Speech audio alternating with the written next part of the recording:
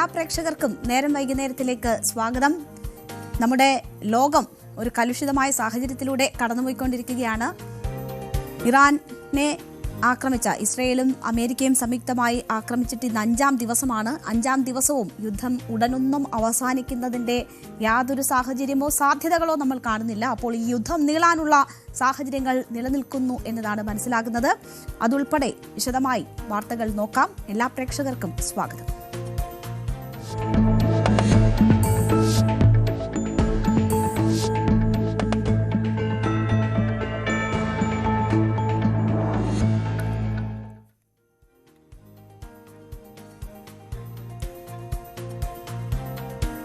പശ്ചിമേഷ്യയിലെ സംഘർഷങ്ങൾക്ക് 5-ാം ദിനവും അയവില്ല.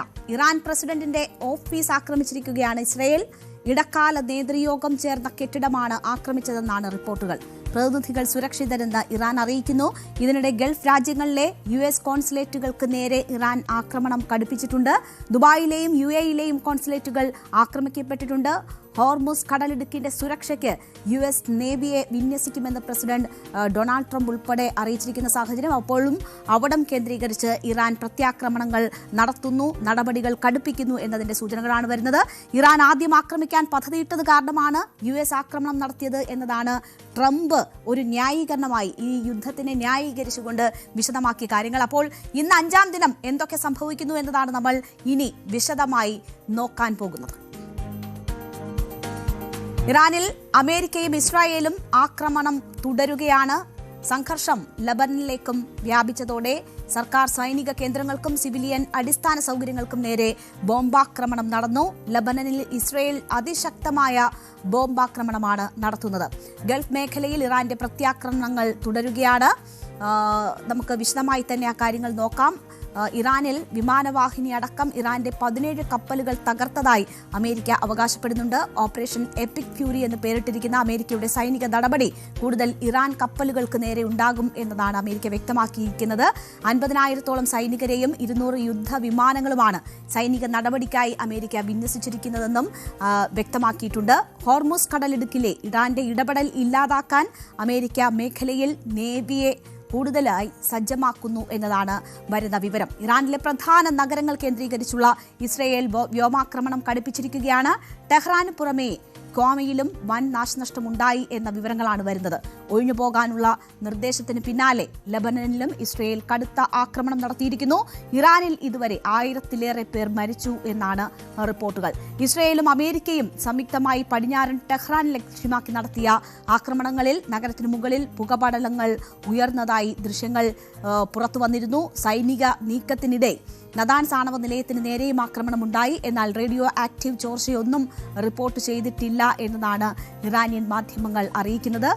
പുതിയ പരമോന്നത നേതാവിനെ തെരഞ്ഞെടുക്കാൻ ഇറാൻ നേതാക്കൾ യോഗം ചേർന്ന ക്വാമിലെ കെട്ടിടം തകർത്തെന്ന് ഇസ്രയേൽ അവകാശപ്പെട്ടിരുന്നു.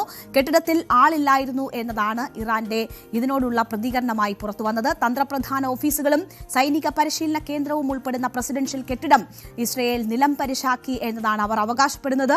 ഭക്ഷ്യക്ഷാമം മുന്നിൽ കണ്ടുകൊണ്ട് ഇറാൻ ഭക്ഷ്യോൽപ്പന്ന കയറ്റുമതി നിർത്തിവെച്ചു എന്ന വിവരങ്ങൾ കൂടി ഇന്ന് പുറത്തുവന്നു.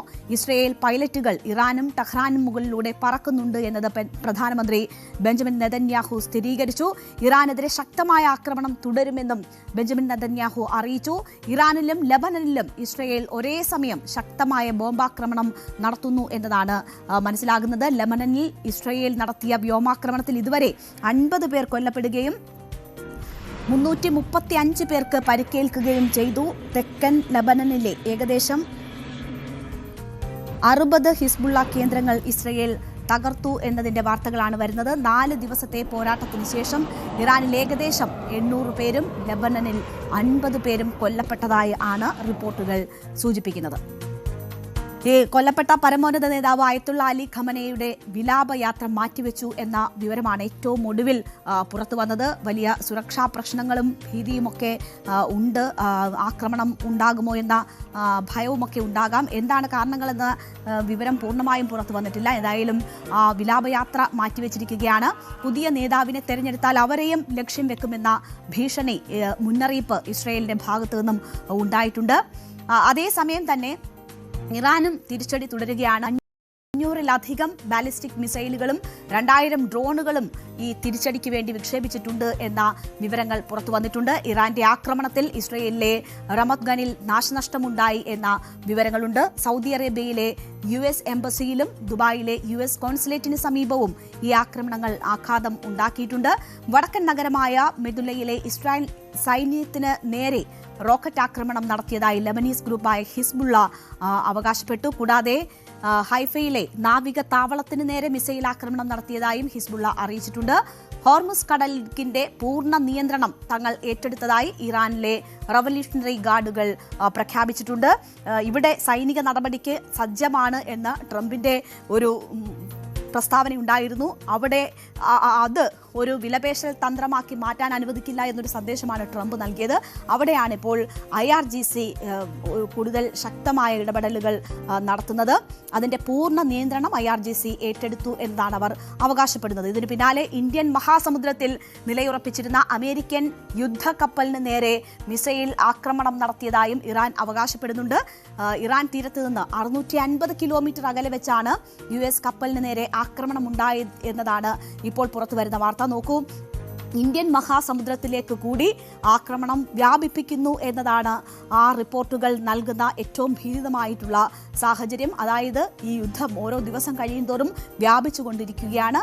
ഇന്ത്യൻ മഹാസമുദ്രത്തിലേക്ക് കൂടി അത്തരം തിരിച്ചടികളും നടപടികളും ഉണ്ടാകുന്നു എന്നതാണ് നമ്മൾ മനസ്സിലാകുന്നത്. എന്നാൽ അമേരിക്കൻ നാവികസേന ഈ ആക്രമണം നടന്നു എന്ന കാര്യം ഔദ്യോഗികമായി സ്ഥിരീകരിച്ചിട്ടില്ല എന്നൊരു സാഹചര്യം കൂടിയുണ്ട്. നമുക്ക് ഇനി ഏറ്റവും പ്രധാനം ഇതുമായി ബന്ധപ്പെട്ട് ഗൾഫ് മേഖലയിലെ സാഹചര്യങ്ങൾ എന്ത് എന്നതാണ്. ഗൾഫിലുടനീളമുള്ള ഊർജ്ജ നിലയങ്ങൾക്ക് നേരെ ഇറാൻ ആക്രമണം നടത്തിയിട്ടുണ്ട്. അതുമായി ബന്ധപ്പെട്ടുള്ള വിവരങ്ങൾ പുറത്തുവരുന്നു.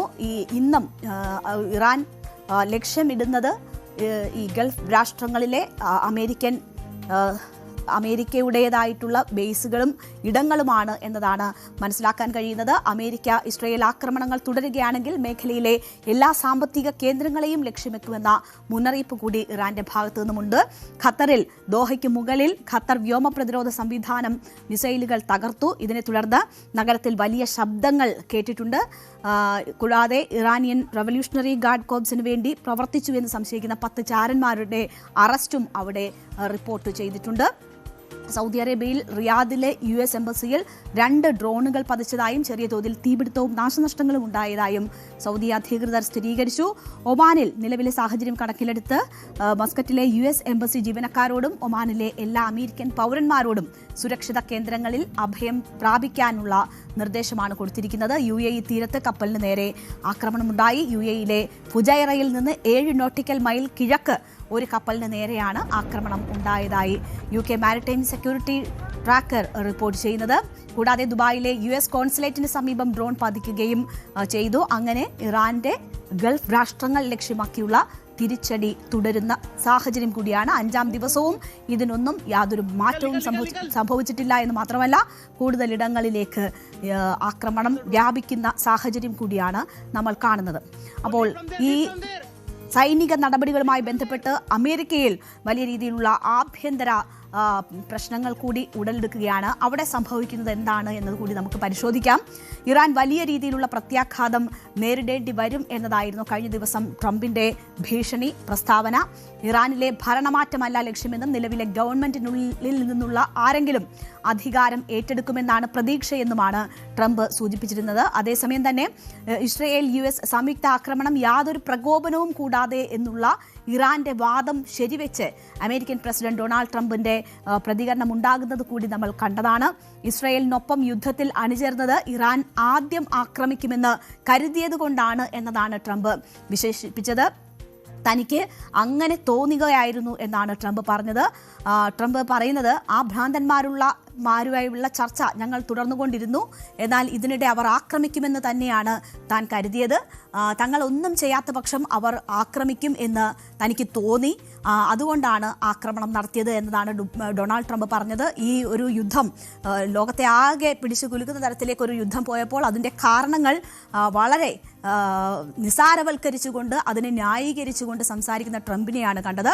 ആക്രമണത്തിന് ഉത്തരവാദി US അല്ല എന്നും ഇസ്രയേൽ ആണെന്നുമായിരുന്നു US state secretary Marco Rubio പറഞ്ഞത്. മാർക്കോ റൂബിയോയുടെ കഴിഞ്ഞ ദിവസത്തെ വിശദീകരണവും ഇതുപോലെ തന്നെ വലിയ ചർച്ചയായതാണ്. അതായത് ഇസ്രായേൽ ആക്രമിക്കാൻ പുറപ്പെട്ടപ്പോൾ അമേരിക്ക അതിനൊപ്പം നിൽക്കുകയായിരുന്നു എന്ന തരത്തിലാണ് മാർക്കോ റൂബിയോ ഈ കാര്യങ്ങൾ വിശദീകരിച്ചത്. അതിന് പിന്നാലെയാണ് ട്രംപും വളരെ നിസാരവൽക്കരിച്ച് എങ്ങനെയാണ് ഈ യുദ്ധം തുടങ്ങിയതെന്നുള്ള കാരണത്തിലേക്ക് ഈ രീതിയിലുള്ള പ്രതികരണങ്ങൾ നൽകിയത്. ഇസ്രായേൽ ഇറാനെ ആക്രമിക്കുമെന്ന് ഉറപ്പായിരുന്നുവെന്ന് മാർക്കോ റൂബിയോ പറഞ്ഞിരുന്നു. അതുപോലെ അങ്ങനെ ഒരു തോന്നൽ തനിക്കുണ്ടായിരുന്നു എന്നത് തന്നെയാണ് ഇപ്പോൾ ട്രംപും പറഞ്ഞുകൊണ്ടിരിക്കുന്നത്. അവർ തങ്ങളെ ലക്ഷ്യമിടുമെന്ന് ഭയന്നു. ആദ്യം അവർ തങ്ങളെ ലക്ഷ്യമിടുമെന്ന് ഭയന്നാണ് ഈ ആക്രമണം, അല്ലെങ്കിൽ അങ്ങനത്തെ ഒരു ചിന്ത കൊണ്ടാണ് ഇങ്ങനെ ഒരു ആക്രമണം ഉണ്ടായത് എന്നതാണ് ട്രംപ് ഉൾപ്പെടെ ഇപ്പോൾ വിശദീകരിക്കുന്നത്. ആ ഭീഷണി മുന്നിൽ കണ്ടുകൊണ്ട് തങ്ങൾ പ്രതികരിക്കുകയായിരുന്നു എന്നതാണ് ഇവർ ചൂണ്ടിക്കാട്ടുന്നത്. എന്നാൽ ട്രംപിന് ഈ സൈനിക നടപടിക്ക് അധികാരം ഉണ്ടോ എന്നത് സംബന്ധിച്ചുള്ള വലിയ തർക്കം ആഭ്യന്തരമായി ഉണ്ടാവുകയാണ്. അത് പരിശോധിക്കാൻ US സെനറ്റ് വാർ പവേഴ്സ് ആക്ട് വോട്ടെടുപ്പിന് ഒരുങ്ങുന്നു എന്ന വിവരങ്ങൾ കൂടി വരികയാണ്. നമുക്കറിയാം, താരിഫ് യുദ്ധം, ട്രംപ് പ്രഖ്യാപിച്ച താരിഫ് യുദ്ധത്തിൽ പരമോന്നത കോടതിയിൽ നിന്ന് ട്രംപിന് തിരിച്ചടിയേൽക്കുന്നത് നമ്മൾ കണ്ടതാണ്. ഇവിടെയും ട്രംപിന്റെ ഏകപക്ഷീയമായ നിലപാടുകളാണ്. ട്രംപിന് ഈ രീതിയിലുള്ള യുദ്ധങ്ങൾക്ക് ഇറങ്ങി പുറപ്പെടുവാനുള്ള അധികാരമുണ്ടോ എന്ന പരിശോധന ഉൾപ്പെടെ ഇപ്പോൾ അമേരിക്കയിൽ നടക്കുന്നു എന്നതാണ് നമ്മൾ മനസ്സിലാക്കുന്നത്. അമേരിക്കയിൽ ആഭ്യന്തരമായ വിമർശനം ശക്തമാകുമ്പോൾ അതിൽ ഒരു ഭാഗത്ത് മംദാനിയെ നമുക്ക് കാണാം. അമേരിക്കയുടെ സൈനിക നടപടിയെ പരോക്ഷമായി വിമർശിച്ചുകൊണ്ടാണ് ന്യൂയോർക്ക് മേയർ സൊഹ്റാൻ മംദാനി രംഗത്തെത്തിയത്. ഇറാനിൽ അമേരിക്ക നടത്തിയ ഇടപെടലുകൾ ഗുരുതര പ്രതിസന്ധി ഉണ്ടാക്കിയിട്ടുണ്ട് എന്നതായിരുന്നു മംദാനിയുടെ വിമർശനം. ഇറാൻ ഭരണകൂടത്തിനെതിരെ മംദാനി സംസാരിച്ചു. വിയോജിപ്പ് പ്രകടിപ്പിച്ച ആയിരക്കണക്കിന് പേരെ ഇറാൻ ഭരണകൂടം കൊന്നൊടുക്കി എന്നതായിരുന്നു അദ്ദേഹത്തിന്റെ പ്രതികരണം. I've said before that the Iranian government has engaged in systematic repression of its own people, even killing thousands of Iranians who were seeking to express the most basic forms of dissent earlier this year. It is a brutal government. And I've also said that while I may be a young mayor, I am old enough to remember the devastating consequences of our country pursuing a war with the intent of regime change in that very same region not that many years ago. അപ്പോൾ അമേരിക്കയുടെ നടപടിയെ വിമർശിക്കുന്നുണ്ട്. അതോടൊപ്പം തന്നെ ഇറാന്റെ ചെയ്തികളെയും വിമർശിച്ചുകൊണ്ടുള്ള അഭിപ്രായ പ്രകടനമാണ് New York മേയറായ മംദാനിയുടെ ഭാഗത്തു നിന്നും ഉണ്ടാകുന്നത്. അത് ആഭ്യന്തരമായി അമേരിക്കയിൽ ഈ തരത്തിലുള്ള വിയോജിപ്പുകളും വലിയ ചർച്ചകളും നടക്കുകയാണ്. അത് സെനറ്റിൽ ഉൾപ്പെടെ ചർച്ചയാകുന്നു. അതിന്റെ നിയമസാധുത ഉൾപ്പെടെ പരിശോധിക്കാനുള്ള നീക്കങ്ങൾ നടക്കുന്നു. അപ്പോഴും ഒരു ഭാഗത്ത് ട്രംപ് അതിനെ നിസാരവൽക്കരിച്ച് മാധ്യമങ്ങൾക്ക് മുന്നിൽ എത്തുന്നു എന്നതുകൂടി നമ്മൾ കാണുകയാണ്. മറ്റൊരു വിഷയം US UK നയതന്ത്ര തലത്തിലുള്ളൊരു ഭിന്നത ഉടലെടുക്കുന്നു എന്നതുകൂടിയാണ്. US ആക്രമണത്തെ പിന്തുണയ്ക്കാത്തതിനും ഡിഗോ ഗാർസിയയിലെ സംയുക്ത സൈനിക താവളം ഉപയോഗിക്കാൻ അനുവാദം നൽകാത്തതിനും ബ്രിട്ടീഷ് പ്രധാനമന്ത്രി കീർ സ്റ്റാർമറെ ട്രംപ് കടുത്ത ഭാഷയിൽ വിമർശിച്ചു. അമേരിക്ക ഒരു നീണ്ട യുദ്ധത്തിലേക്ക് വലിച്ചിഴക്കപ്പെടുമെന്ന് ഡെമോക്രാറ്റ് നിയമനിർമ്മാതാക്കൾ മുന്നറിയിപ്പ് നൽകിയ ഒരു സാഹചര്യമുണ്ട്. ആ തരത്തിൽ നയതന്ത്ര തലത്തിൽ ഇഷ്യൂസ് ഉണ്ട്, ആഭ്യന്തരമായ ഇഷ്യൂസ് ഉണ്ട്. കുവൈറ്റിലെ സൈനിക താവളത്തിൽ ഇറാൻ നടത്തിയ ആക്രമണത്തിൽ 4 അമേരിക്കൻ സൈനികർ കൂടി കൊല്ലപ്പെട്ടു എന്ന വിവരം ലഭിച്ചതോടുകൂടി ആകെ മരിച്ച സൈനികരുടെ എണ്ണം 6 ആയിട്ടുണ്ട്. ബ്രിട്ടനെ പോലെ ഒരു കൂട്ടർ US-നെയും ഇസ്രായേലിനെയും പിന്തുണയ്ക്കുമ്പോൾ റഷ്യയും ചൈനയും ഇറാനൊപ്പം നിൽക്കുന്നു എന്നതുകൂടിയാണ് നമ്മൾ കാണുന്നത്. ഇന്ത്യ ഈ വിഷയത്തിൽ ഒരു നിഷ്പക്ഷ നിലപാടാണ് ഇതുവരെ സ്വീകരിച്ചിട്ടുള്ളത്. ആ നിലപാടിൽ മാറ്റമില്ലാതെ തുടരുന്നു എന്നതുകൂടി നമ്മൾ കാണുകയാണ്. അപ്പോൾ 5ാം ദിനവും ഏറ്റുമുട്ടൽ അതിശക്തമായി തുടരുന്നു. കൂടുതൽ ഇടത്തേക്ക് യുദ്ധം വ്യാപിക്കുന്നു. ഇറാൻ അസർബൈജാൻ ആക്രമിച്ചു. US-ന്റെ ഭരണമാറ്റ ശ്രമങ്ങൾ ചരിത്രപരമായി പരാജയപ്പെട്ടിട്ടുള്ള ചരിത്രമാണ് നമ്മൾ കണ്ടിട്ടുള്ളത്. അപ്പോൾ പലയിടങ്ങളിലും ഈ ആഭ്യന്തര പ്രശ്നങ്ങൾ ചൂണ്ടിക്കാട്ടിയായാലും മറ്റ് പല കാരണങ്ങൾ ചൂണ്ടിക്കാട്ടിയായാലും ഒക്കെ അമേരിക്ക നടത്തിയിട്ടുള്ള ആക്രമണങ്ങൾ പരാജയപ്പെട്ട ചരിത്രമാണുള്ളത്. ഇറാനിലെ ഇടപെടൽ അമേരിക്കയിൽ ഇപ്പോൾ പ്രശ്നങ്ങൾ സൃഷ്ടിച്ചിരിക്കുന്നു. അതിൻ്റെ നിയമപരമായിട്ടുള്ള പരിശോധനകൾ കൂടി തുടങ്ങാൻ പോകുന്നു എന്ന വിവരമാണ് വരുന്നത്. ദീർഘകാലം അക്രമം സഹിക്കാനുള്ള ഇറാനിയൻ ശേഷിയെ വില കുറച്ച് കാണരുത് എന്ന മുന്നറിയിപ്പ് പല കോണിൽ നിന്നും ഉയരുന്ന സാഹചര്യങ്ങളുണ്ട്. അതായത് ഈ പെട്ടെന്ന് ഈ യുദ്ധം അവസാനിക്കാനുള്ള സാഹചര്യങ്ങൾ ഉണ്ടാകുന്നില്ല. മറുഭാഗത്ത് ഇറാൻ ആയതുകൊണ്ട് തന്നെ ചെറുത്തുനിൽപ്പ് തുടരും.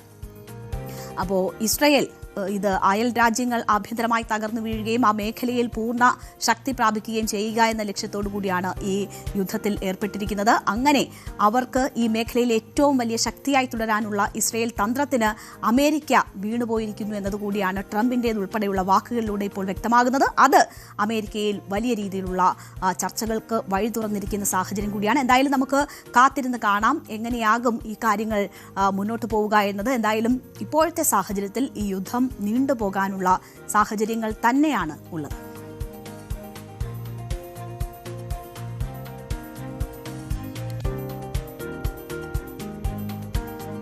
CPM സംസ്ഥാന നേതൃത്വത്തോടും ആലപ്പുഴ ജില്ലാ നേതൃത്വത്തോടും കടുത്ത വിയോജിപ്പ് പ്രകടിപ്പിച്ച മുതിർന്ന നേതാവ് ജി സുധാകരന്റെ പരാമർശങ്ങളാണ് ഇന്ന് കേരളത്തെ സംബന്ധിച്ച് ഏറ്റവും പ്രധാനപ്പെട്ട ചർച്ചയായതും വാർത്തയായതുമായിട്ടുള്ള വിഷയം. പാർട്ടിയിൽ തുടർന്നുകൊണ്ട് നേതാക്കളെ ബുദ്ധിമുട്ടിക്കാൻ താനില്ല എന്നും പൊതുപരിപാടികളിൽ തന്നെ ബോധപൂർവം അവഗണിക്കുകയാണ് എന്നുമാണ് ജി സുധാകരൻ ഫേസ്ബുക്ക് പോസ്റ്റിലൂടെ തുറന്നടിച്ചിരിക്കുന്നത്. വരാനിരിക്കുന്ന നിയമസഭാ തെരഞ്ഞെടുപ്പിൽ സീറ്റ് നിഷേധിക്കപ്പെട്ടതിന് പിന്നാലെയാണ് സുധാകരന്റെ ഈ പരസ്യ പ്രതികരണം എന്നതുകൂടി നമ്മൾ കാണണം. അംഗത്വം പുതുക്കിയില്ലെന്ന വാർത്ത ഈ ന്യൂസ് 18 ആണ് ആദ്യം പുറത്തു കൊണ്ടുവന്നത്. അതിന് പിന്നാലെയാണ് ഈ കാര്യങ്ങളൊക്കെ സ്ഥിരീകരിച്ചുകൊണ്ടുള്ള ജി സുധാകരന്റെ ഫേസ്ബുക്ക് പോസ്റ്റ് വരുന്നതും അത് വലിയ ചർച്ചയായി കേരളത്തിൽ മാറുന്നതും. അപ്പോൾ ഈ വിഷയത്തിൽ എന്താണ് ഇന്ന് സംഭവിച്ചതെന്ന് നോക്കിയാൽ ന്യൂസ് 18 കേരളം മണിക്കൂറുകൾക്ക് മുൻപ് കൊടുത്ത വാർത്തയാണ് ഇന്ന് ജി സുധാകരൻ ഫേസ്ബുക്ക് പോസ്റ്റിലൂടെ സ്ഥിരീകരിച്ചത്. 9 മണിക്ക് ഞങ്ങളുടെ പ്രതിനിധി ശരണ്യ സ്നേഹജൻ കൊടുത്ത ബ്രേക്കിംഗ് ന്യൂസാണ്. അതിങ്ങനെയായിരുന്നു: പാർട്ടി അംഗത്വം പുതുക്കാതെ മുതിർന്ന CPM നേതാവ് ജി സുധാകരൻ. CPM നേതൃത്വവുമായി ജി സുധാകരൻ കൂടുതൽ അകലുന്നു. ബ്രാഞ്ച് സ്ക്രൂട്ടണി വീട്ടിൽ എത്തി നടത്താമെന്നറിയിച്ചിട്ടും സുധാകരൻ അത് നിഷേധിക്കുകയായിരുന്നു. 5.5 പതിറ്റാണ്ടിലേറെ കാലമായി പാർട്ടി അംഗമാണ് സുധാകരൻ. CPM സംസ്ഥാന സെക്രട്ടറി MV ഗോവിന്ദന്റെ പരാമർശമാണ് ജി സുധാകരനെ പ്രകോപിപ്പിച്ചത്. ഈ സുധാകരനെ പരിഗണിക്കുമോ എന്ന ചോദ്യത്തിന് ഒരു പരിഗണനയും ഇല്ല എന്നായിരുന്നു MV ഗോവിന്ദന്റെ മറുപടി. സംസ്ഥാന സെക്രട്ടറിയുടെ വാക്കുകൾ അധിക്ഷേപിക്കുന്നതിന് തുല്യം എന്നതായിരുന്നു സുധാകരന്റെ പ്രതികരണം എന്നതുൾപ്പെടെയുള്ള വാർത്തയാണ് ന്യൂസ് 18 9 മണിക്ക് പുറത്തുവിടുന്നത്. അപ്പോൾ എന്താണ് ജി സുധാകരൻ 12 മണിയോടടുപ്പിച്ച് ഫേസ്ബുക്ക് പോസ്റ്റിലൂടെ പറഞ്ഞത്? അത് ന്യൂസ് 18 9 മണിക്ക് തന്നെ ബ്രേക്കിംഗ് ന്യൂസായി കൊടുത്ത വാർത്തയാണ്. അതിൻ്റെ ഒരു സ്ഥിരീകരണമാണ് 12 മണിക്ക് ജി സുധാകരൻ നടത്തുന്നത്. CPM സംസ്ഥാന നേതൃത്വത്തോടും ആലപ്പുഴ ജില്ലാ നേതൃത്വത്തോടും കടുത്ത വിയോജിപ്പ് പ്രകടിപ്പിക്കുകയാണ് ആ ഫേസ്ബുക്ക് പോസ്റ്റിലൂടെ ജി സുധാകരൻ ചെയ്തിരിക്കുന്നത്. പാർട്ടിയിൽ തുടർന്നുകൊണ്ട് നേതാക്കളെ ബുദ്ധിമുട്ടിക്കാൻ താനില്ല എന്നും പൊതുപരിപാടികളിൽ തന്നെ ബോധപൂർവം അവഗണിക്കുകയാണ് എന്നും അദ്ദേഹം ഫേസ്ബുക്ക് പോസ്റ്റിലൂടെ തുറന്നടിച്ചു. ജി സുധാകരനെ പ്രകോപിപ്പിച്ച MV ഗോവിന്ദന്റെ വാർത്താ സമ്മേളനത്തിലെ പ്രതികരണം, അതാണ് ഈ ഫേസ്ബുക്ക് പോസ്റ്റിൽ നമുക്ക് കാണാൻ പറ്റുന്നത്. വലിയ തരത്തിൽ അദ്ദേഹത്തിന് അത് പ്രകോപനം സൃഷ്ടിച്ചു എന്നത് ഈ ഫേസ്ബുക്ക് പോസ്റ്റ് പൂർണ്ണമായും വായിക്കുമ്പോൾ നമുക്ക് മനസ്സിലാകും. സംസ്ഥാന സെക്രട്ടറി തന്നെ വാർത്താ സമ്മേളനത്തിൽ ഒരു ചോദ്യത്തിന് മറുപടിയായി താൻ ഒരു പരിഗണനയും അർഹിക്കുന്ന ആളല്ല എന്നർത്ഥം വരുന്ന ശരിയല്ലാത്ത പ്രയോഗം നടത്തുകയും കളിയാക്കി ചിരിക്കുകയും ചെയ്തു. അത് കേട്ട് പത്രക്കാരെല്ലാം പൊട്ടിച്ചിരിക്കുന്നത് കണ്ടു. ഇതൊന്നും ചോദിക്കാനോ തിരുത്താനോ ആരും തയ്യാറായിട്ടില്ല. കൂടുതൽ സംഭവങ്ങൾ താൻ വിവരിക്കുന്നില്ല. ഇതായിരുന്നു സുധാകരന്റെ FB കുറിപ്പിലെ അതിനെക്കുറിച്ചുള്ള പരാമർശം. ഇതിന് ആധാരമായിട്ടുള്ള MV ഗോവിന്ദന്റെ പ്രതികരണം നമുക്കൊന്ന് കാണാം. വലിയ പ്രകോപനം സൃഷ്ടിച്ച MV ഗോവിന്ദന്റെ വാർത്താ സമ്മേളനത്തിലെ ആ പ്രതികരണത്തിലേക്കാണ് നമ്മൾ പോകുന്നത്. ഒരു പരിഗണനയില്ല.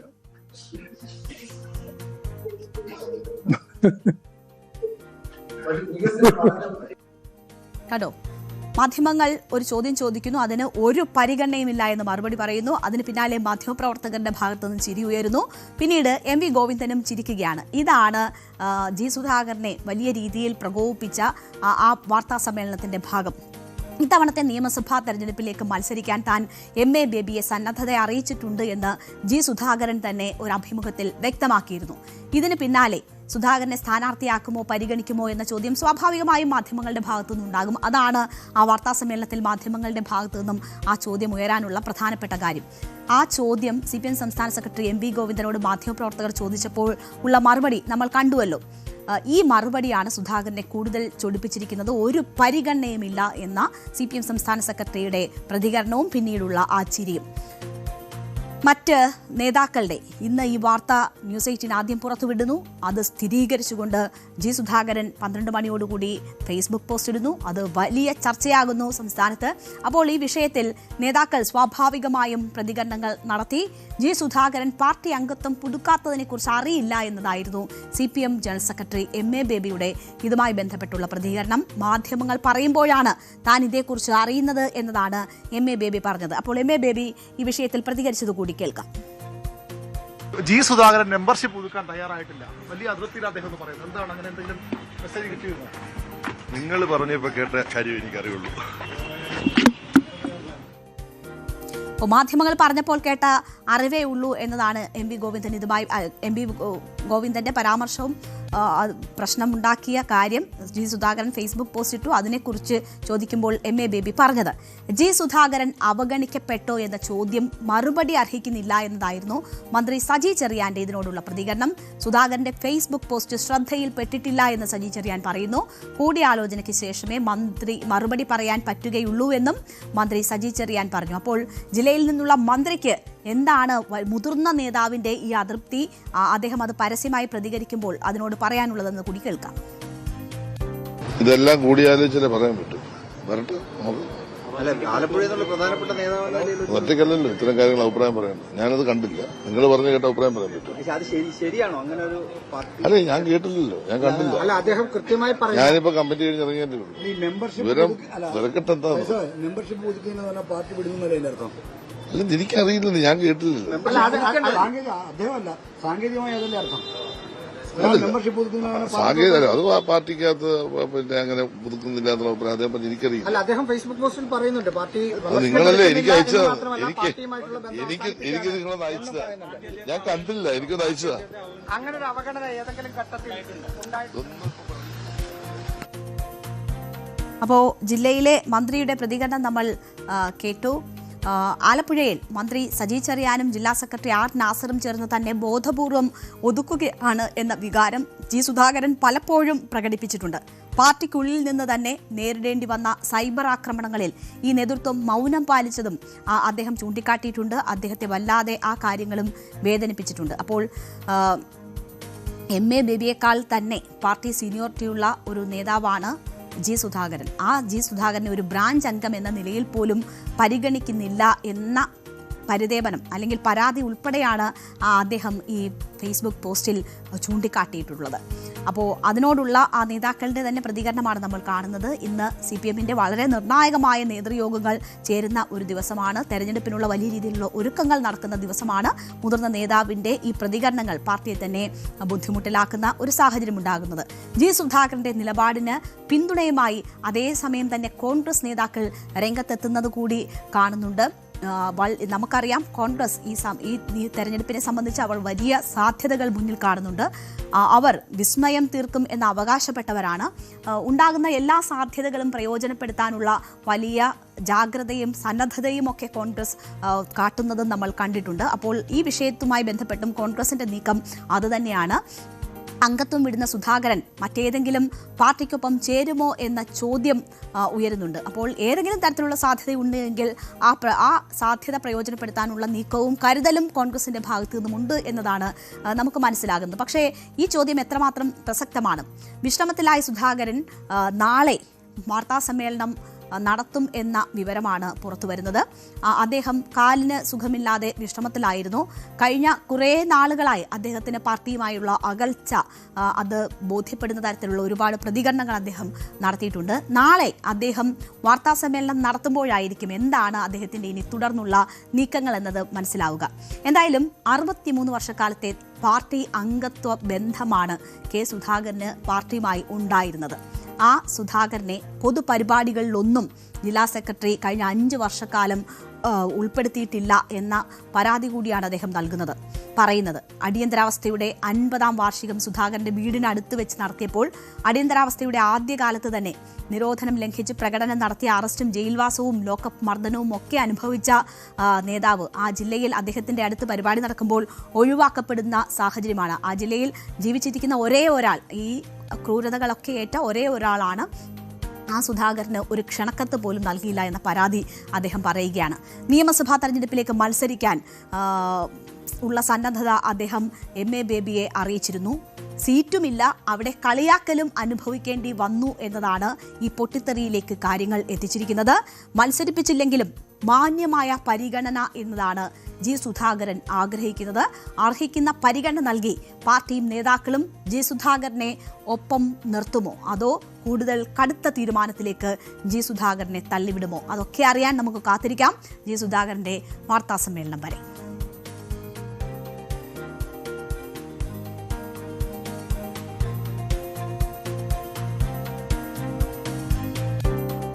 നിയമസഭാ തെരഞ്ഞെടുപ്പിനുള്ള CPM സ്ഥാനാർത്ഥി പട്ടികയിൽ വൻ അഴിച്ചുപണികൾ നടക്കുന്നു എന്നതാണ് മനസ്സിലാകുന്നത്.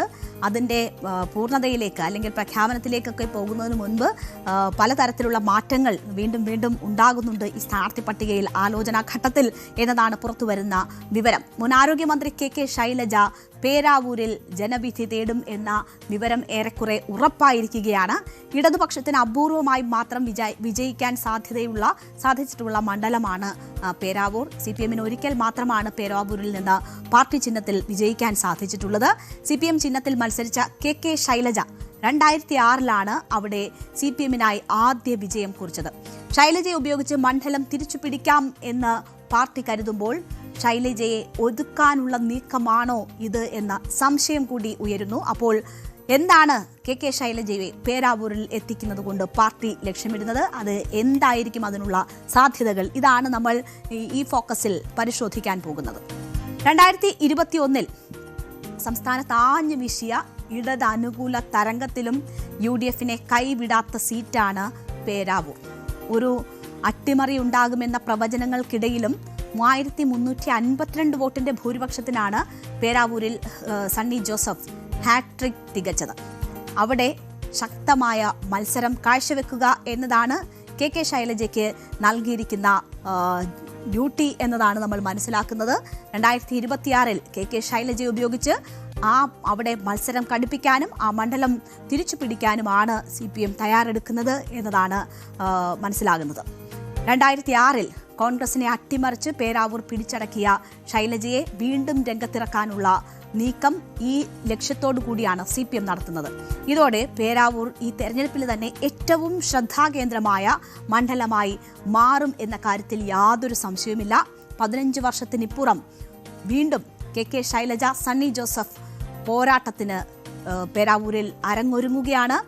ഒരാൾ KPCC അധ്യക്ഷൻ, മറ്റൊരാൾ കേരളത്തിലെ തന്നെ ഏറ്റവും ജനസമ്മതിയുള്ള നേതാക്കളിൽ ഒരാളായി മാറിയിരിക്കുന്നു. 15 വർഷക്കാലം ഇരു നേതാക്കളിലും വരുത്തിയിട്ടുള്ള മാറ്റം അതാണ്. KPCC അധ്യക്ഷനായി സണ്ണി ജോസഫ് ഉയർന്നിരിക്കുന്നു. ഒപ്പം KK ശൈലജ കേരളത്തിലെ ഏറ്റവും ജനസമിതിയുള്ള നേതാക്കളിൽ ഒരാളായി മാറിയിരിക്കുന്നു. അവർ വീണ്ടും ഏറ്റുമുട്ടുമ്പോൾ ആ മത്സരം കടുക്കുമെന്ന കാര്യത്തിൽ യാതൊരു സംശയവുമില്ല. അപ്പോൾ ശൈലജയെ അവിടെ മത്സരിപ്പിക്കുന്നത് കൊണ്ട് CPM ലക്ഷ്യമിടുന്നത് എന്താണ്? 2021 മട്ടന്നൂരിൽ മത്സരിച്ച് കേരള ചരിത്രത്തിലെ തന്നെ ഏറ്റവും വലിയ ഭൂരിപക്ഷം നേടിയ വ്യക്തിയാണ് KK ശൈലജ. പാർട്ടിക്കപ്പുറമുള്ള വോട്ടുകൾ KK ശൈലജയെ സംബന്ധിച്ച് സമാഹരിക്കാനാകും എന്ന ഒരു പ്രതീക്ഷ പാർട്ടിയെ സംബന്ധിച്ചുണ്ട്. ആ ഒരു സാധ്യത കൂടി പ്രയോജനപ്പെടുത്തിക്കൊണ്ട് പേരാവൂർ തിരിച്ചു പിടിക്കുക എന്ന ലക്ഷ്യത്തോടു കൂടിയാണ് KK ശൈലജയെ CPM പേരാവൂരിലേക്ക് നിയോഗിക്കുന്നത്. ഒന്നാം പിണറായി സർക്കാരിൽ ആരോഗ്യമന്ത്രിയായുള്ള പ്രകടനത്തിലൂടെ മുഖ്യമന്ത്രി സ്ഥാനാർത്ഥിയായി പോലും KK ശൈലജ അല്ലെങ്കിൽ അതിനുള്ള സാധ്യതകൾ പോലും KK ശൈലജയുമായി ബന്ധപ്പെട്ട് ഉയർന്നു കേട്ടിരുന്നു. ഈ തെരഞ്ഞെടുപ്പിലേക്ക് പോകുന്ന ഘട്ടത്തിലും ഒരു വനിതാ മുഖ്യമന്ത്രി ഉണ്ടാകുമോ എന്ന സാധ്യതകൾ, അതുമായി ബന്ധപ്പെട്ടുള്ള ചർച്ചകളുണ്ട്. അതിൽ ഉയർന്നു കേൾക്കുന്ന പേരാണ് KK ശൈലജ. അങ്ങനെയുള്ള KK ശൈലജയുടെ ഇമേജ് മാക്സിമം പ്രയോജനപ്പെടുത്തുക, അങ്ങനെ പേരാവൂർ തിരിച്ചുപിടിക്കുക എന്നതാണ് CPM ലക്ഷ്യമിടുന്നത്. എന്നാൽ കഴിഞ്ഞ ലോക്സഭാ തെരഞ്ഞെടുപ്പിൽ സമാനമായ ഒരു നീക്കം CPM നടത്തിയിരുന്നതാണ്. KK ശൈലജയിലൂടെ വടകര തിരിച്ചുപിടിക്കാം എന്ന ഒരു ശ്രമമായിരുന്നു CPMനുണ്ടായിരുന്നത്. വടകര ലോക്സഭാ സീറ്റ് തിരിച്ചുപിടിക്കുക എന്ന ദൗത്യം ഏൽപ്പിച്ച KK ശൈലജയ്ക്ക് പക്ഷേ ഷാഫി പറമ്പലിന് മുന്നിൽ അടിതെറ്റുന്നതാണ് നമ്മൾ കണ്ടത്. വടകരയിലെ ആ സാഹചര്യം ആവർത്തിക്കപ്പെടുമോ പേരാവൂരിൽ എന്ന സംശയമാണ് ഇതിനെ പറ്റി മാറി ചിന്തിക്കുന്നവർ മുന്നോട്ട് വെക്കുന്ന ഏറ്റവും പ്രധാനപ്പെട്ട കാര്യം. വടകരയിലെ സ്ഥിതി ആയിരിക്കില്ല പേരാവൂരിൽ എന്നാണ് അതേസമയം ഇതിനെ പാർട്ടി അല്ലെങ്കിൽ ഇടതുപക്ഷത്തിന്റെ വിശ്വാസം. കാരണം 2021 പേരാവൂരിൽ സണ്ണി ജോസഫ് ജയിക്കുമ്പോൾ അത് വളരെ കുറഞ്ഞ വോട്ടുകൾക്കായിരുന്നു. വളരെ കുറഞ്ഞതെന്ന് വെച്ചാൽ 3000 ശിഷ്ടം വോട്ടുകൾക്കാണ് സണ്ണി ജോസഫ് ജയിച്ചത്. അത് സക്കീർ ഹുസൈൻ എന്ന സ്ഥാനാർത്ഥിയോട് അത്രയും വോട്ടുകൾ മാത്രം, അത്രയും ഭൂരിപക്ഷത്തിൽ മാത്രം വിജയിച്ച സാഹചര്യത്തിൽ കെ ശൈലജയ്ക്ക് അവിടെ അനായാസമായി വിജയം നേടാൻ കഴിയും എന്ന പ്രതീക്ഷയാണ് കെ ശൈലജയുടെ അവിടുത്തെ സ്ഥാനാർത്ഥിത്വത്തെ പിന്തുണയ്ക്കുന്നവർ ചൂണ്ടിക്കാട്ടുന്ന ഏറ്റവും പ്രധാനപ്പെട്ട കാര്യം. ഉറച്ച പാർട്ടി വോട്ടുകൾക്കൊപ്പം ശൈലജയുടെ ജനപ്രീതിയും കൂടി കണക്കെടുക്കുമ്പോൾ വോട്ട് കൂടുമെന്നും അത് സീറ്റ് തിരിച്ചുപിടിക്കാൻ ഉപയോഗിക്കപ്പെടാം എന്നുമാണ് ഇതിനെ അനുകൂലിക്കുന്നവർ ചൂണ്ടിക്കാട്ടുന്നത്. പേരാവൂരിനെ ഒരു തവണ ഞെട്ടിച്ചതിന്റെ ചരിത്രം അവകാശപ്പെടാനുള്ളത് കെ ശൈലജയ്ക്കാണ്. 2006 പേരാവൂരിൽ മത്സരിച്ച കെ ശൈലജ കോൺഗ്രസിന്റെ സിറ്റിംഗ് MLA ആയിരുന്ന AD മുസ്തഫയെ 9099 വോട്ടുകൾക്കാണ് പരാജയപ്പെടുത്തിയത്. മണ്ഡലം രൂപീകൃതമായ ശേഷം ഇടതുപക്ഷം നേടിയ ഏറ്റവും വലിയ വിജയമായിരുന്നു അത്. അപ്പോൾ ആ വിജയം കെ ശൈലജയ്ക്ക് ആവർത്തിക്കാൻ കഴിയും എന്നതാണ് കണക്കുകൂട്ടലുകൾ. കെ ശൈലജയുടെ അവിടുത്തെ സ്ഥാനാർത്ഥിത്വത്തിന് വേണ്ടി പറയുന്നവർ അല്ലെങ്കിൽ ആ തീരുമാനമെടുക്കുന്നവർ കണക്ക് കൂട്ടുന്നത് ഇതൊക്കെയാണ്. 2006 AD മുസ്തഫയെ തോൽപ്പിച്ച് UDFൽ നിന്ന് മണ്ഡലം പിടിച്ചെടുത്ത ശൈലജ 2011 വീണ്ടും മത്സരിച്ചുവെങ്കിലും സണ്ണി ജോസഫിനോട് 3440 വോട്ടിനാണ് പരാജയപ്പെട്ടത്. പിന്നീട് ഇങ്ങോട്ട് സണ്ണി ജോസഫ് പേരാവൂരിൽ തുടർ ജയങ്ങൾ നേടുന്നതാണ് നമ്മൾ കണ്ടത്. നിയമസഭയിലേക്ക് 5 തവണ മത്സരിച്ച കെ ശൈലജ സണ്ണി ജോസഫിനോട് മാത്രമാണ് തോറ്റിട്ടുള്ളത് എന്ന ഒരു കാര്യം കൂടിയുണ്ട്. 4 ജയങ്ങളോടെ 20 വർഷം MLA ആയിരുന്നു കെ ശൈലജ. 1996 2016 കൂത്തുപറമ്പിലും 2006 പേരാവൂരിലും 2021 മട്ടന്നൂരിലുമാണ് കെ ശൈലജ മത്സരിച്ച് വിജയിച്ചത്. ഏറ്റവും ഒടുവിൽ 60,963 വോട്ടിന്റെ റെക്കോർഡ് ഭൂരിപക്ഷത്തിലാണ് കഴിഞ്ഞ തവണ മട്ടന്നൂർ മണ്ഡലത്തിൽ നിന്ന് ജയിച്ചിട്ടുള്ളത്. 2011 കെ ശൈലജയെ പരാജയപ്പെടുത്തിയ സണ്ണി ജോസഫ് കഴിഞ്ഞ 3 ടേമായി പേരാവൂരിൽ നിന്ന് വിജയിക്കുന്നുണ്ട്. 2016 7,988 വോട്ടിന്റെ ഭൂരിപക്ഷത്തിനായിരുന്നു സണ്ണി ജോസഫിന്റെ വിജയം. 2023 സണ്ണി ജോസഫിന്റെ ഭൂരിപക്ഷം 3,172 വോട്ടായി കുറഞ്ഞിരുന്നു. അതാണ് ഒരു സാധ്യത ഇടതുപക്ഷത്തിന് അവിടെ കാണുന്ന സാഹചര്യം. എന്നാൽ ഇരിട്ടി നഗരസഭ അടക്കം പേരാവൂർ മണ്ഡലത്തിൽ വരുന്ന 9 തദ്ദേശ സ്ഥാപനങ്ങളിൽ 4ഇടത്തും LDFും 5ഇടത്ത് UDFുമാണ് ഭരണത്തിലുള്ളത് എന്നൊരു സാഹചര്യമുണ്ട്. 2024 ലോക്സഭാ തെരഞ്ഞെടുപ്പിൽ കണ്ണൂർ ലോക്സഭാ മണ്ഡലത്തിന്റെ ഭാഗമായ പേരാവൂർ നിയമസഭാ മണ്ഡലത്തിൽ 23,481 വോട്ടിന്റെ ഭൂരിപക്ഷമാണ് UDF നേടിയിരിക്കുന്നത്. അപ്പോൾ ലോക്സഭാ തെരഞ്ഞെടുപ്പിലും തദ്ദേശ തെരഞ്ഞെടുപ്പിലും എന്താണോ നിയമസഭാ തെരഞ്ഞെടുപ്പിലെ ചെറിയ ഭൂരിപക്ഷം അതിനേക്കാൾ വലിയ നേട്ടം UDF ഉണ്ടാക്കിയിട്ടുണ്ട് എന്നൊരു സാഹചര്യമുണ്ട്. അത് കെ ശൈലജയെ സംബന്ധിച്ച് വെല്ലുവിളിയാണ്. പിണറായി സർക്കാരിൽ ആരോഗ്യമന്ത്രിയായുള്ള പ്രകടനത്തിലൂടെ മുഖ്യമന്ത്രി സ്ഥാനാർത്ഥിയായി പോലും കെ ശൈലജ ചർച്ചകളിലേക്ക് വന്നിരുന്നു. എന്നാൽ കഴിഞ്ഞ ലോക്സഭാ തെരഞ്ഞെടുപ്പിൽ സമാനമായൊരു നീക്കം CPM ശൈലജയിലൂടെ നടത്തിയെങ്കിലും ഉണ്ടായ തിരിച്ചടി വടകരയിൽ വലുതായിരുന്നു.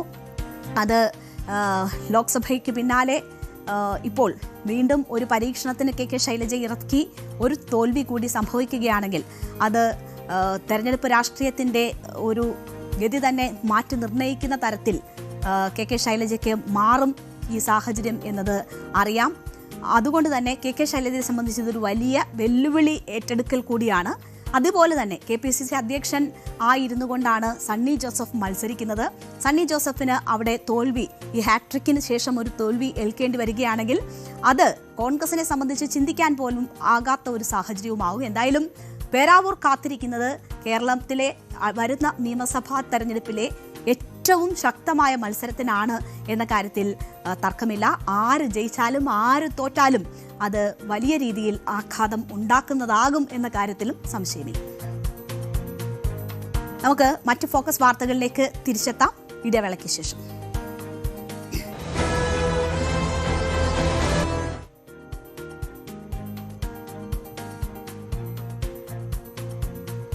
സംസ്ഥാനത്ത് സ്വകാര്യ ആശുപത്രി നഴ്സുമാരുടെ പണിമുടക്ക് നടന്ന ദിവസമാണ് ഇന്ന്. അത്യാഹിത വിഭാഗങ്ങളിൽ മാത്രമായിരുന്നു നഴ്സുമാർ സേവനം നടത്തിയത്.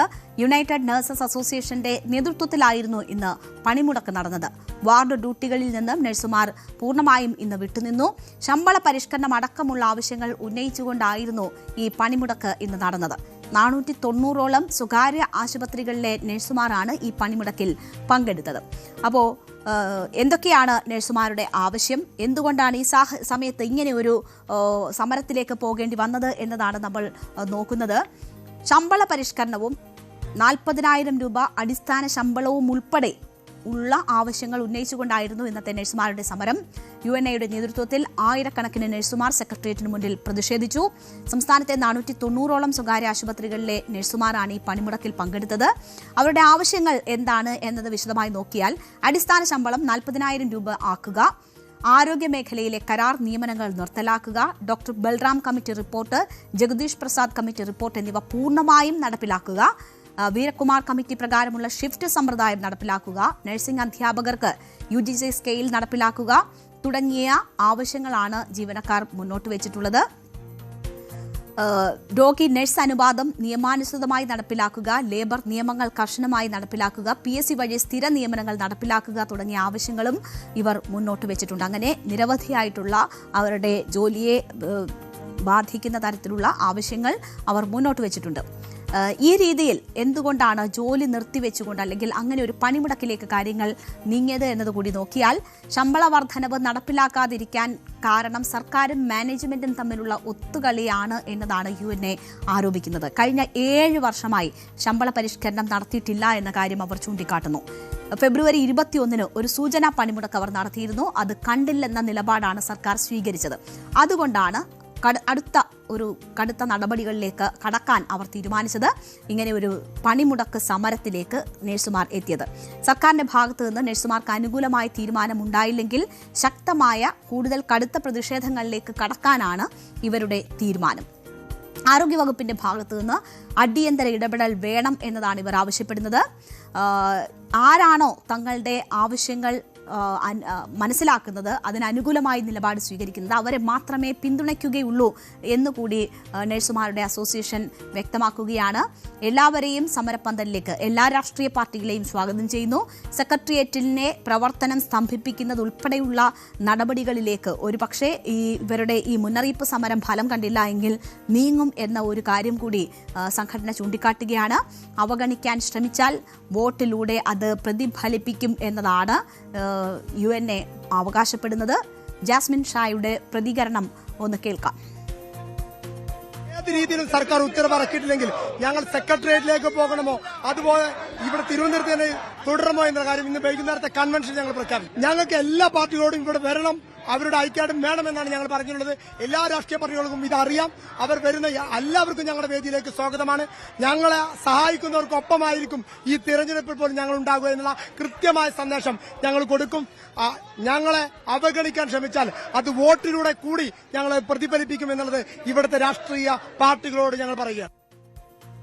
അപ്പോൾ ജാസ്മിൻ ഷാ ചൂണ്ടിക്കാട്ടുന്ന കാര്യം ഇപ്പോഴത്തെ രാഷ്ട്രീയ സാഹചര്യം കൂടി കണക്കിലെടുത്തുകൊണ്ടുള്ള കാര്യങ്ങളാണ്. കാരണം തെരഞ്ഞെടുപ്പ് വരാൻ പോവുകയാണ്. ആ ഒരു സാഹചര്യത്തിൽ കൂടിയാണ് നഴ്സുമാർ അവരുടെ ആവശ്യങ്ങൾ കൂടുതൽ ശക്തമായി ഉന്നയിക്കാൻ തീരുമാനിച്ചിട്ടുള്ളത്. അതിനൊരു രാഷ്ട്രീയ പ്രാധാന്യമുണ്ട് എന്നതുകൂടി അവർ കാണുന്നു. ഈ സാഹചര്യത്തിൽ ആരാണോ തങ്ങൾക്കൊപ്പം, തങ്ങളുടെ ആവശ്യങ്ങൾക്കൊപ്പം നിൽക്കുന്നത് അവർക്കായിരിക്കും തങ്ങളുടെ പിന്തുണ എന്നത് വളരെ വ്യക്തമായി തന്നെ UNA പറയുന്നു എന്നതുകൂടിയാണ് നമ്മൾ കാണേണ്ടത്. അപ്പോൾ ഈ ഒരു സാഹചര്യം കൊണ്ട് തന്നെ അതിൻ്റെ രാഷ്ട്രീയ പ്രാധാന്യം മനസ്സിലാക്കുന്നവരുണ്ട്.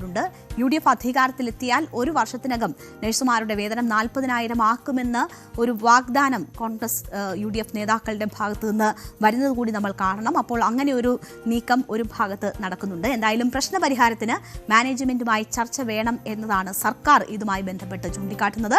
മാനേജ്മെന്റുകളുമായി ചർച്ചകൾ നടത്തിക്കൊണ്ട് മാത്രമേ ഒരു തീരുമാനത്തിലേക്ക് പോകാൻ കഴിയുകയുള്ളൂ. ഇപ്പോൾ നഴ്സുമാർ മുന്നോട്ട് വെച്ചിട്ടുള്ള ഒരാഴ്ച എന്ന് പറയുന്നത് വളരെ കുറഞ്ഞ ഒരു സമയമാണ്. അതിനിടയിൽ ഒരു തീരുമാനത്തിലേക്ക് പോവുക അസാധ്യം എന്നതാണ് സർക്കാർ ചൂണ്ടിക്കാട്ടുന്നത്.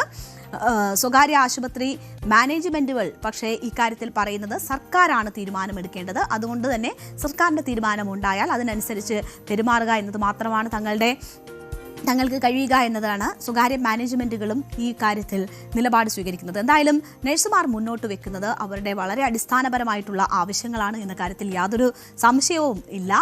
മാലാഖമാരെന്ന വിളിപ്പേര് മാത്രം പോരാ, തങ്ങൾക്ക് ജീവിക്കാൻ ആവശ്യമായ ശമ്പളവും വേണം എന്നത് ചൂണ്ടിക്കാട്ടിക്കൊണ്ടാണ് നഴ്സുമാർ വീണ്ടും പ്രക്ഷോഭ രംഗത്തേക്ക് ഇറങ്ങുന്നത്. ആരോഗ്യമേഖലയിലെ പ്രശ്നങ്ങളെക്കുറിച്ചും വീഴ്ചകളെക്കുറിച്ചും നമ്മൾ ഒരുപാട് സംസാരിച്ചുകൊണ്ടിരിക്കുന്ന സമയം കൂടിയാണ്. അങ്ങനെ സംസാരിക്കുമ്പോൾ അതിൽ ഏറ്റവും അടിസ്ഥാനപരമായി നമ്മൾ കാണേണ്ടതാണ് ആരോഗ്യമേഖലയിൽ അതുമായി ബന്ധപ്പെട്ട് പ്രവർത്തിക്കുന്നവരുടെ മെച്ചപ്പെട്ട ജീവിതത്തിന് ഉതകുന്ന തരത്തിലുള്ള പരിഗണന അവർക്ക് നൽകുന്നുണ്ടോ എന്ന കാര്യം കൂടി നമ്മൾ പരിശോധിക്കേണ്ടതാണ്. അപ്പോൾ ആ മെച്ചപ്പെട്ട ആരോഗ്യമേഖലയിലെ മെച്ചപ്പെട്ട പ്രവർത്തനത്തിന് ചുക്കാൻ പിടിക്കുന്ന നഴ്സുമാരുടെ അടിസ്ഥാന പ്രശ്നങ്ങൾ ചൂണ്ടിക്കാട്ടിക്കൊണ്ടാണ് അവർക്ക് സമരത്തിലേക്ക് ഇറങ്ങേണ്ടി വരുന്നത്. അടിസ്ഥാന ആവശ്യങ്ങൾക്ക് ജോലി നിർത്തിവെച്ച് സമരം ചെയ്യേണ്ടി വരുന്നു എന്ന് പറയേണ്ടി വരുന്നത് തന്നെ അതൊരു മോശം പ്രവണതയുടെ ഭാഗമാണ്. 7 വർഷമായി അവർക്ക് ശമ്പള പരിഷ്കരണം നടത്തിയിട്ടില്ല. നമുക്കറിയാം സാധാരണ ജീവിതത്തിൽ വിലക്കയറ്റത്തിൽ തന്നെ എത്രമാത്രം വർധന ഈ 7 വർഷത്തെ കാലയളവിൽ ഉണ്ടായിട്ടുണ്ട് എന്നത് നമുക്ക് മനസ്സിലാക്കാം. അപ്പോൾ അടിയന്തര ഇടപെടൽ വേണ്ടുന്ന ആവശ്യമാണ് അവർ മുന്നോട്ട് വെക്കുന്നത്. മാലാഖമാരെന്ന വിളിപ്പേരിനൊപ്പം അന്തസ്സായി ജീവിക്കാനുള്ള അവസരവും നഴ്സുമാർക്ക് ഒരുങ്ങണം. അതുകൊണ്ട് തന്നെ അതിൽ അടിയന്തര ഇടപെടലുകൾ അധികൃതരുടെ ഭാഗത്തു നിന്നും ഉണ്ടാകട്ടെ എന്ന് ആശിക്കാം.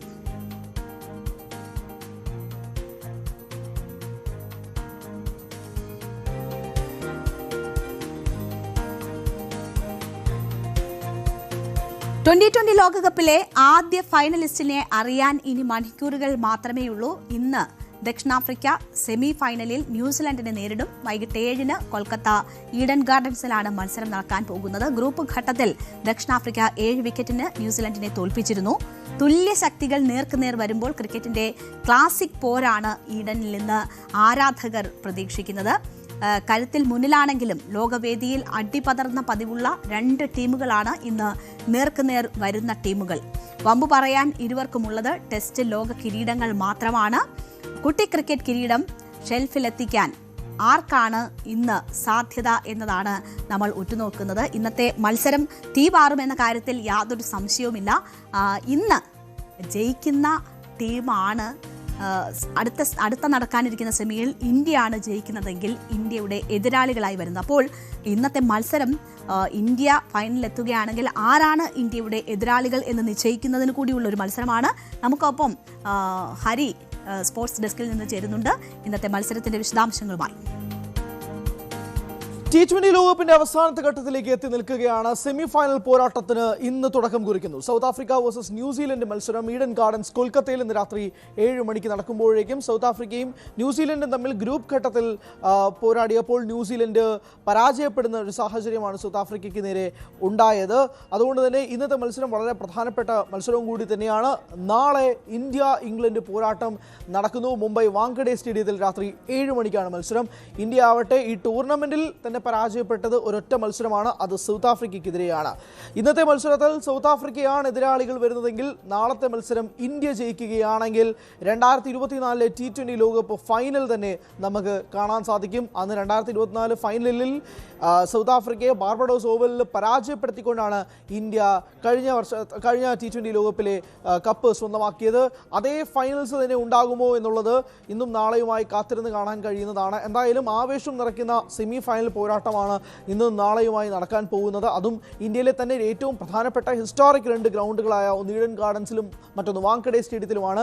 ഇന്ന് നടക്കാൻ പോകുന്ന പോരാട്ടം തീരുമാനിക്കും നാളത്തെ മത്സരത്തിലെ വിജയികളുടെ എതിരാളികൾ ആരായിരിക്കുമെന്ന് സ്വാഭാവികമാണ്. സൗത്ത് ആഫ്രിക്ക വേഴ്സസ് ന്യൂസിലൻഡ് മത്സരം വളരെ ആവേശം നിറഞ്ഞൊരു പോരാട്ടം തന്നെയായിരിക്കും. സൗത്ത് ആഫ്രിക്ക ഇന്ത്യയെ പരാജയപ്പെടുത്തിയിരിക്കുകയും കൂടിയുണ്ട്. ഈ ടൂർണമെന്റിൽ 76 റൺസിന് പരാജയം. സൗത്ത് ആഫ്രിക്കയാണ് ന്യൂസിലൻഡിനെയും പരാജയപ്പെടുത്തിയിരിക്കുന്നത്. അങ്ങനെ ഈ സൂപ്പർ 8-ൽ വന്നിരിക്കുന്ന അല്ലെങ്കിൽ ഈ സെമി ഫൈനൽസിൽ വന്നിരിക്കുന്ന 2 പ്രധാനപ്പെട്ട ടീമുകളെയും പരാജയപ്പെട്ടിക്കൊണ്ടാണ് സൗത്ത് ആഫ്രിക്കയും സെമി ഫൈനൽസിലേക്ക് വന്നപ്പോൾ അത്രയും കോൺഫിഡൻസോടുകൂടിയാണ് സൗത്ത് ആഫ്രിക്ക എത്തുന്നത്. ഏഡൻ മാർക്കറുമാണ് സൗത്ത് ആഫ്രിക്കയുടെ ക്യാപ്റ്റൻ. മിച്ചൽ സാനറാണ് ന്യൂസിലൻഡിന്റെ ക്യാപ്റ്റൻ. എന്തായാലും ആവേശം നിറഞ്ഞൊരു പോരാട്ടം തന്നെ ഇന്ന് പ്രതീക്ഷിക്കാം. പക്ഷേ ഏവരും ഉറ്റുനോക്കുന്ന ഒരു മത്സരം നാളെ ഇന്ത്യ ഇംഗ്ലണ്ട് തമ്മിലുള്ള ഒരു പോരാട്ടം തന്നെയാണ്. ഇംഗ്ലണ്ടിനാവട്ടെ തലവേദനയായി നിൽക്കുന്നത് അവരുടെ ഓപ്പണർമാരാണ്. ഫിൽ സോൾട്ട്, ജോസ് ബട്ട്ലർ 2 പേരും ഇംഗ്ലണ്ടിന് ഈ ടൂർണമെന്റിൽ ഉടനീളം പെർഫോം ചെയ്യാൻ സാധിക്കുന്നില്ല.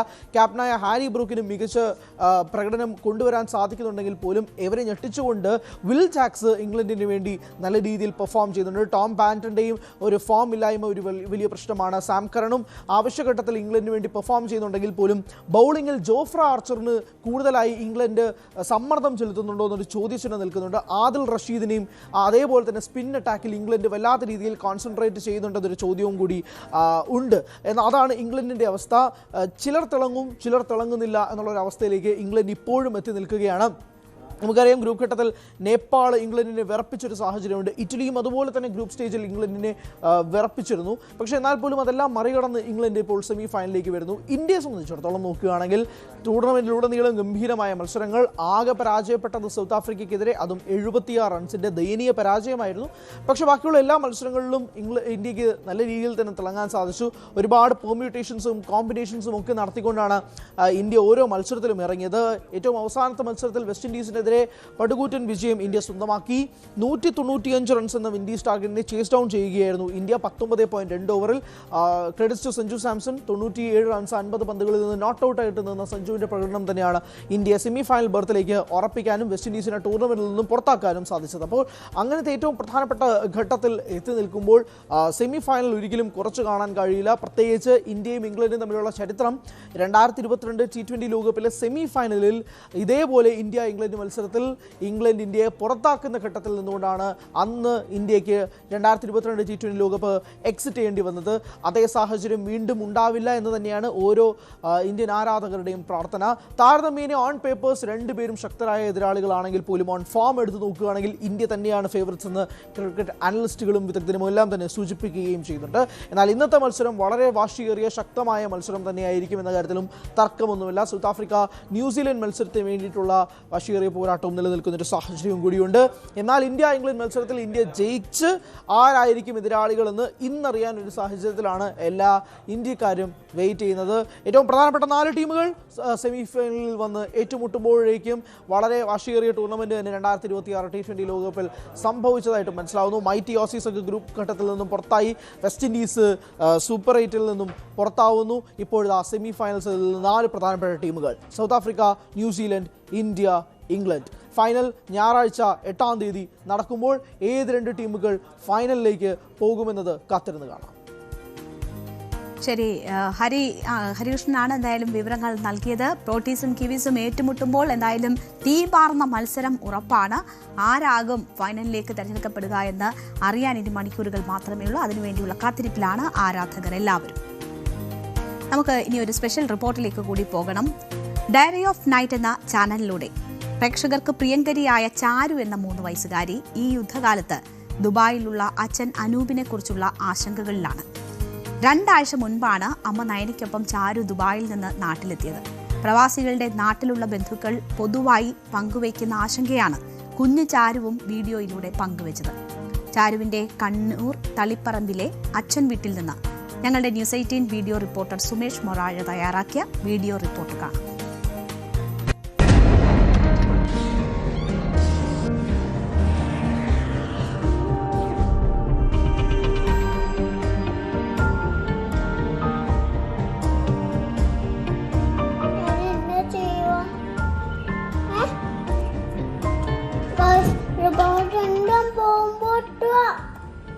അച്ഛനൊക്കെ പൊട്ടിന് ഒച്ചട്ട് കേട്ടു. ഞാൻ എന്താ ചെയ്യുക? സേഫ് അല്ലേ?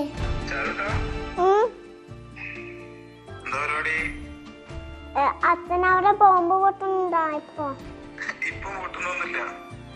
ഇപ്പൊ അവിടെ ഇപ്പൊ കാണിക്കുന്നുണ്ട് ടിവിയില്. ഇപ്പൊ ടിവിയില് കാണിക്കുന്നുണ്ട് ദുബായിലാണെന്ന് പറഞ്ഞ.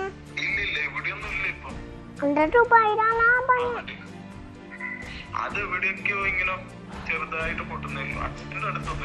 അച്ഛനെ ഇപ്പൊ പേരുണ്ടാ?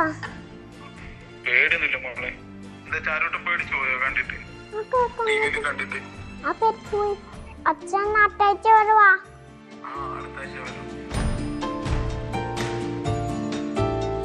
നമ്മൾ ദുബായിൽ നിന്ന് വന്നിട്ട് 2 ആഴ്ചയായിട്ടുള്ളൂ.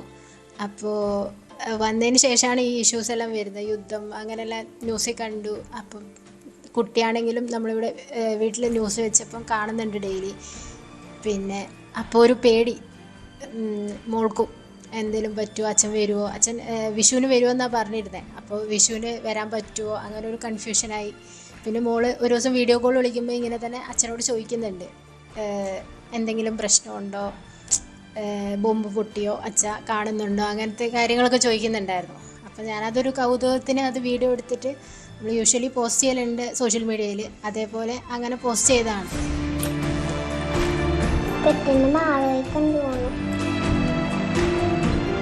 മോളെ പേരെന്താ? എന്റെ പേര് നൈറ. അച്ഛനിപ്പോ എവിടെയില്ല മോളെ? അച്ഛൻ ദുബായില്. അച്ഛന് മിസ് ചെയ്യുന്നുണ്ടോ ഇപ്പൊ? ആ ഉണ്ട്. ബോംബ് പൊട്ടിയെന്ന് അറിഞ്ഞോ മോള്? ആ. അപ്പൊ എന്താ തോന്നി? കണ്ടിട്ട് എനിക്ക് പേടിയാവുന്നു. അച്ഛന് വിന്ററൊക്കെ പൊട്ടുന്നുണ്ട്. വേഗം വരാൻ പറഞ്ഞു, പക്ഷെ ഫൈറ്റ് ഇല്ലാത്തോണ്ട് വരാൻ പറ്റുന്നില്ല.